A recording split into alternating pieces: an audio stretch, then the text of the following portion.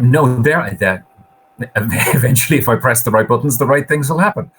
Hi, good evening. Welcome to episode 10 of Shelf Analysis. I have to look. We've made it to episode number 10, week 3, astonishingly. If this is your very first one, good evening. You're in for a roller coaster. We've got some guest for you tonight, which I'm suitably thrilled to have. This is the first of the 7 o'clock episodes as well, as you will see from the fact that I don't have any lights on in here. I'm using sun, which I've been thrilled to be slowly building up towards over the course of time. It's lovely to be able to do it just with the windows open.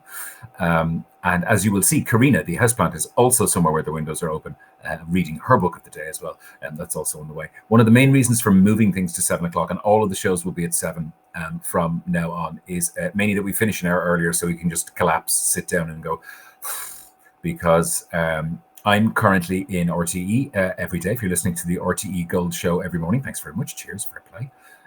You'll catch us this weekend on Radio 1 as well on Saturday and Sunday afternoons, myself and Will. But part of it is that Liz is also working furiously from her home office, i.e. half of our kitchen. So it gives us a little time earlier to finish every evening, despite the fact that we managed to finish every day on a high, which is what all of this is about.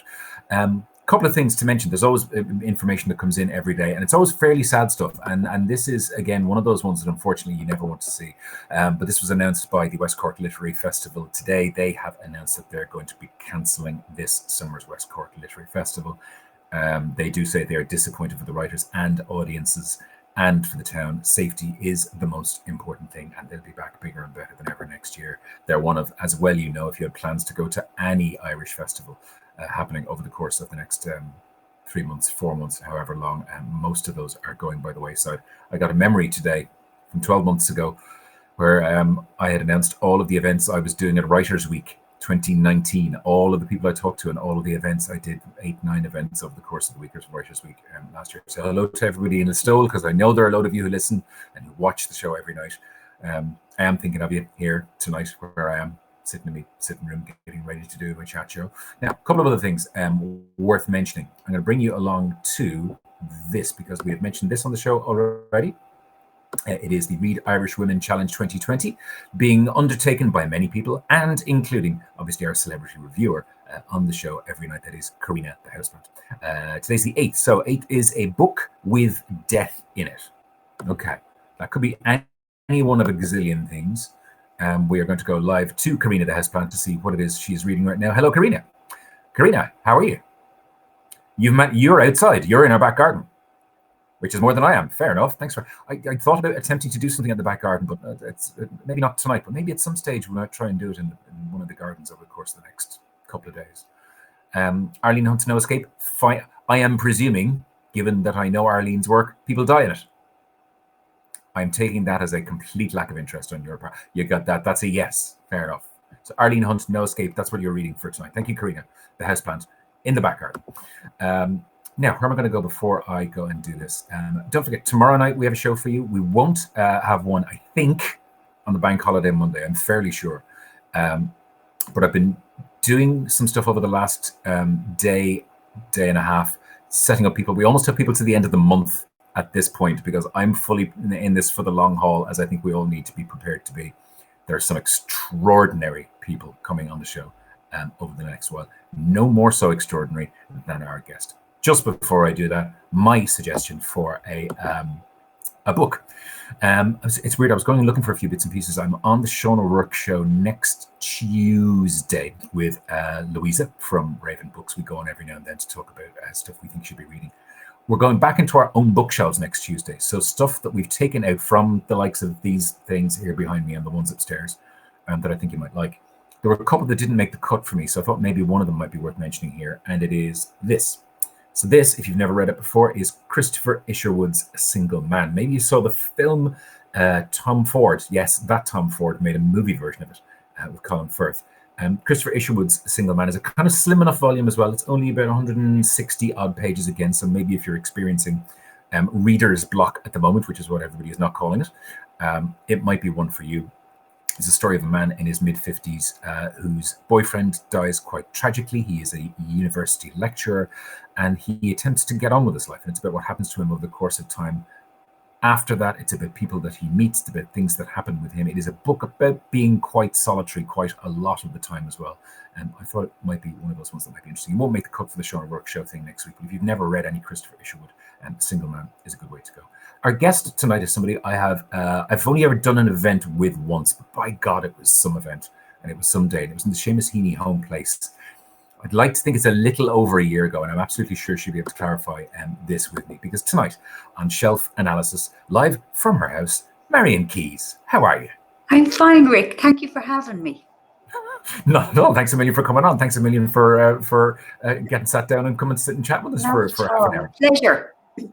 Here's the first question. It's the one I always ask people when they come on, is how are you getting on in terms of, because everybody is now in a state where they've been at home or they've been locked in and they've been, so how have you been dealing with this over the last while? I mean, it's such a strange time. Like, my response, I'm tired all the time. And my concentration is completely destroyed. But I mean, I'm very lucky in that, like, you know, I'm not a frontline worker. None of the people belonging to me are, and I'm so grateful to them, you know, for doing what they're doing to keep us safe. I mean, it was explained to me because we're all in a state of hypervigilance. It means the fight or flight part of our brain is overworking at the moment. And that takes so much energy and so much kind of brain space that there's very little room left over for things like imagination. And I've been trying to write and finding it incredibly difficult. And all I want to do is eat and sleep and watch telly. No, I mean, that isn't that much different to what I'm like the rest of the time, but it's worse at the moment. I've been trying to explain this to people as well, and it's that I mean, I've had naps a couple of times over the last few days, and again, you know, my willpower is gone out the window, particularly when it comes to Easter eggs, when it comes to anything that's bread based. And you know, it's all of us, and we're all feeling this at the same time, so we don't need to feel guilty about this. Yeah, no, but like, Rick, there are genuine reasons why, you know, we're drawn to sweet things or savory things, because the things that we would normally use in our lives, you know, to give us kind of those small little bursts of joy during the day, like, say, like a lovely coffee on the way to work or whatever, none of those were available to us. Or like the pleasure of a hug from your friend. You can't have that at the moment. So I miss them, and I'm like seeking those little dopamine bursts in my brain with sweets and chocolate. And you're right, I don't feel guilty about it because I understand what's going on for me. And I think we're all doing amazingly, considering that, like, there's a worldwide pandemic on. I think we're not cutting ourselves enough slack. Like, this is really, really tough for all of us, and most of us are functioning. So I think we should be a lot nicer to ourselves. Some of us are functioning at better levels than others, so let's be honest. Tell me what you've been up to this week, because I mean, you have involved yourself in a sporting endeavor of epic proportions that, to be honest with you, despite the fact that I have no interest in the subject matter, I have found myself glued to while you've been doing it. You're lovely. Yes, I have run the World Cup of Foundations. I mean, it's not even the World Cup of Foundations. Rick, I have 9 foundations that I wear on my face, like in, you know, various times of the year, whatever. And just for the crack, because, you know, I'm not able to do really anything else worthwhile, I decided on my Instagram account, I would have like 4 quarterfinals and then 2 semi-finals and then the grand final. Yeah. And I demonstrated on one half of my face one foundation, on the other another, and people got to vote. So, like, it wasn't, I didn't get to decide. It was lovely. The public decided. I think that brought so much joy to so many people because it was so unexpected, and it's not the sort of thing you immediately think you're going to find of a Tuesday or a Wednesday afternoon. You're going to go, hang on, what? Oh, that's lovely. Thank you. Well, I enjoyed it enormously. And there was an overall winner, which obviously I've just took a graphic of it. That's explain to me what that is. Okay, this is the Estee Lauder Futurist Hydra Rescue Foundation. It's new and it's exciting. Anytime anything is new, like, I get incredibly giddy about it anyway. And maybe you won't care, Rick, but it's for the more mature skin, which is me.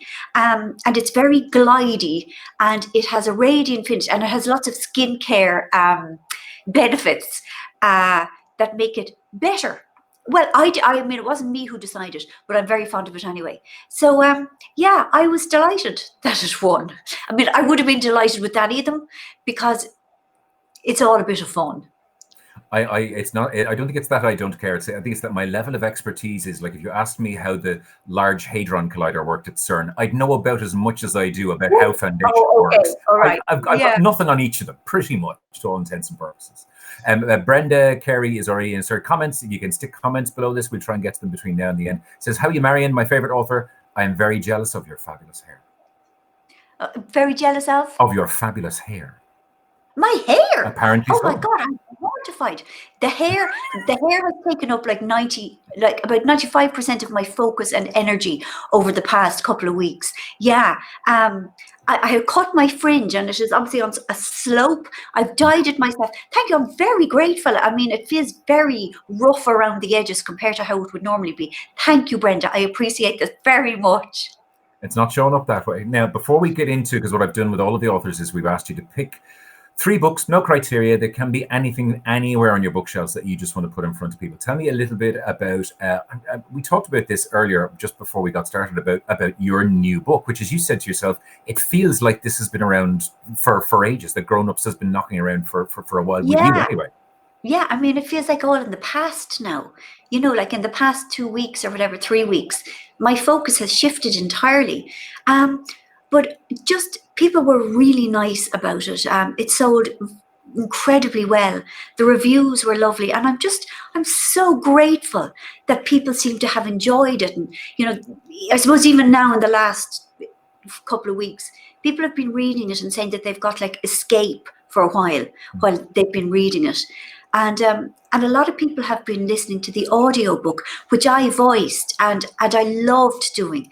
And I think for people like, and I'm kind of one of them, it's hard to concentrate on books at the moment. So audiobooks have been a huge help to me. But yeah, people have been really nice about Grown Ups, and it has just been it's been a wonderful experience. Like, it's still #1 in Australia. It's #2 in the UK. I don't know where it is in Ireland. But it was just one of those lovely publications where, like, it was just, people were nice and it was lovely. So thank you. Sometimes it depends from author to author as to how you feel about being asked to voice your own book for an audiobook. How did you feel about that? I was dreading it, Rick, I'll be honest, because I knew it would take a long time. The only time I'd ever done an audiobook before was like one of my non-fictions, and that had been like literally 18 years earlier, and it had been very hard. I mean, like, if your stomach makes a noise, you've got to do the page again, or like turning the pages is like the rustly noise. You know, there's a lot of kind of technical stuff.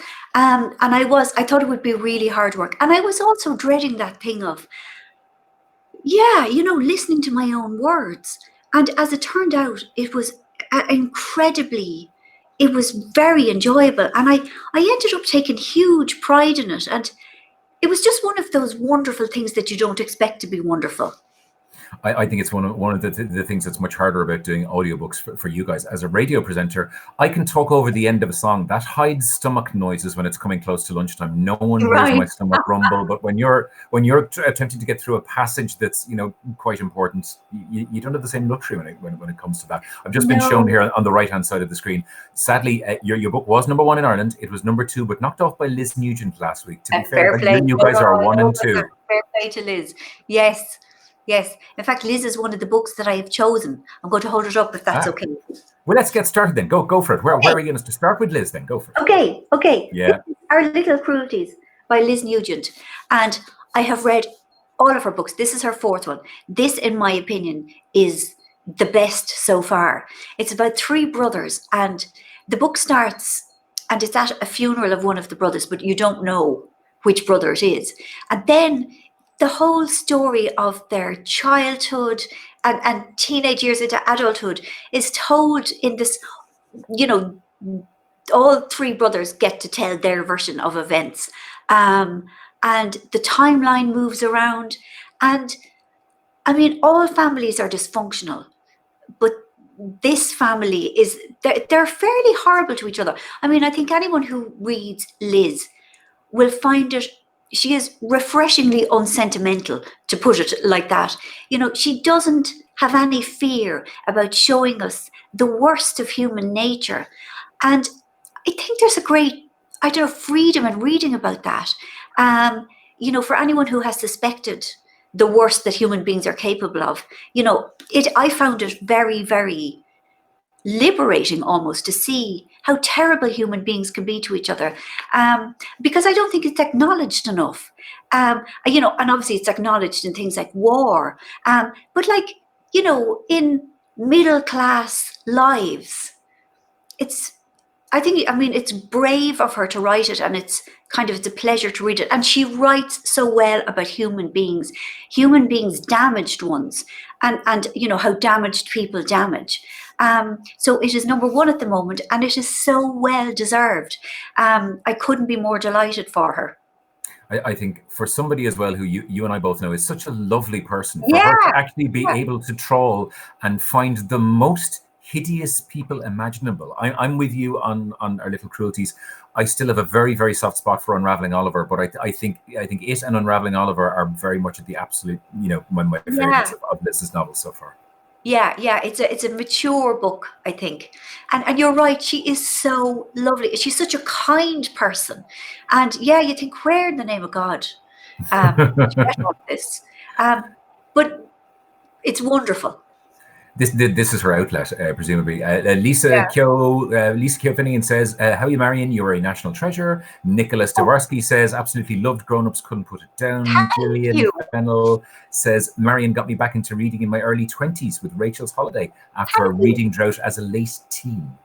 Thank you so much.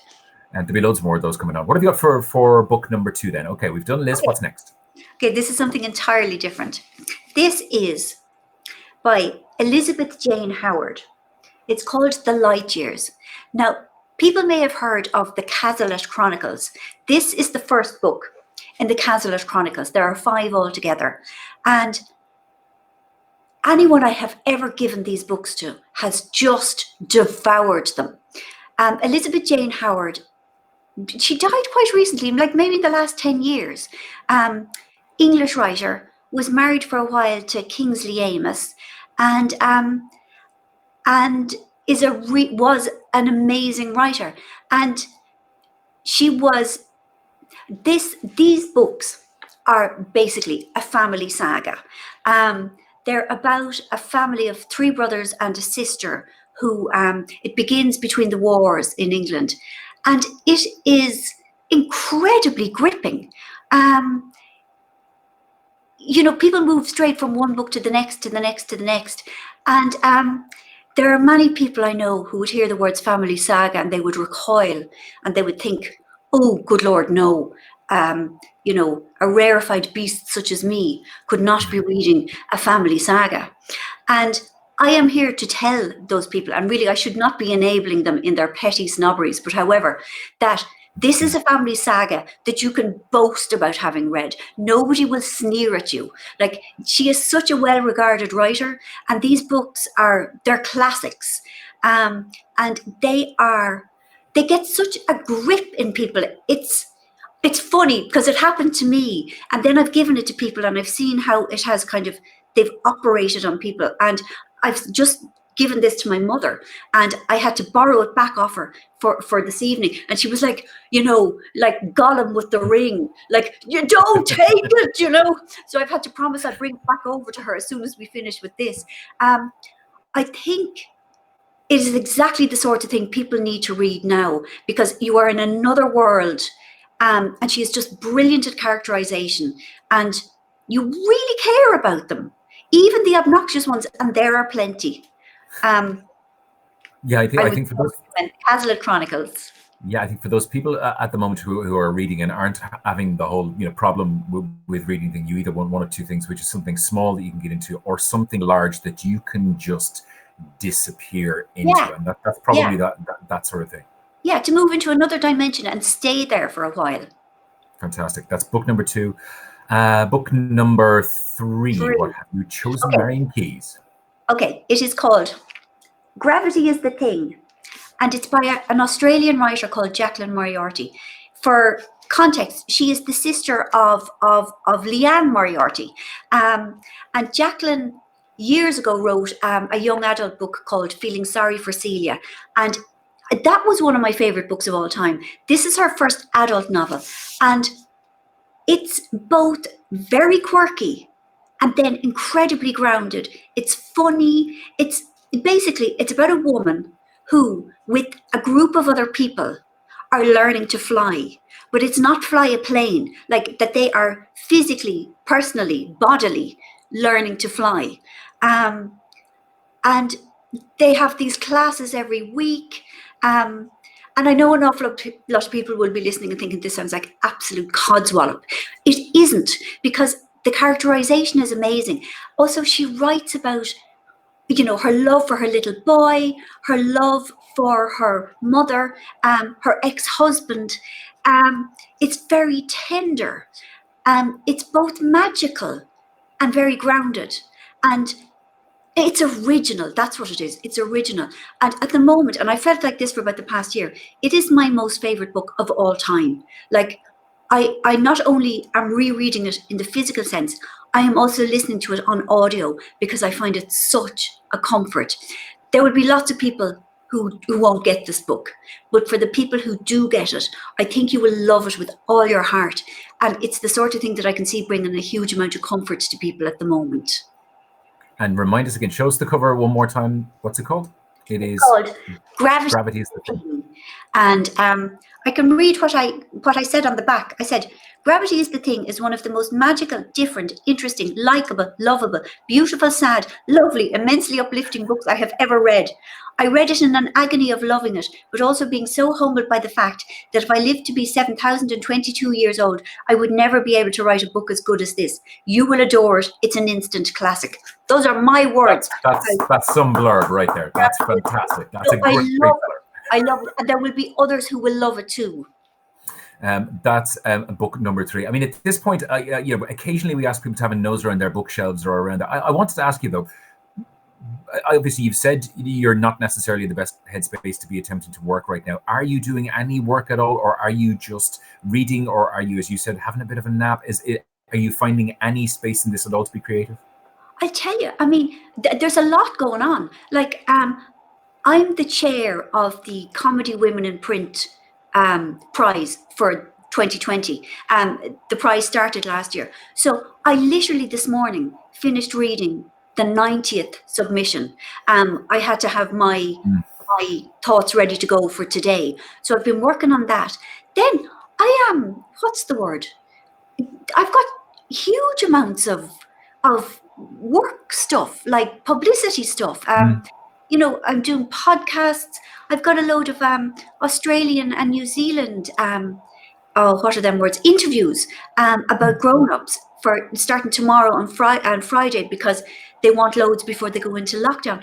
Like, I have been trying to write, and it has been pathetic. Like, I write like 4 sentences a morning, and I'm looking at them and I think they're so lumpen and they're so dead and flat, and I'm not that hard on myself, because I remember the thing that I said to you earlier, because, if everything is going towards hypervigilance and fight and flight, your imagination can't work. Like, if you're scanning for danger all the time, which we all are at the moment, you can't be going into your imagination. Your brain won't let you, because your brain is going, you've got to be on lookout. Like, you've got to be standing on the big tower, keeping an eye on the horizon to see the dangers, to watch out for stuff that's coming. So I am trying, but it is risible.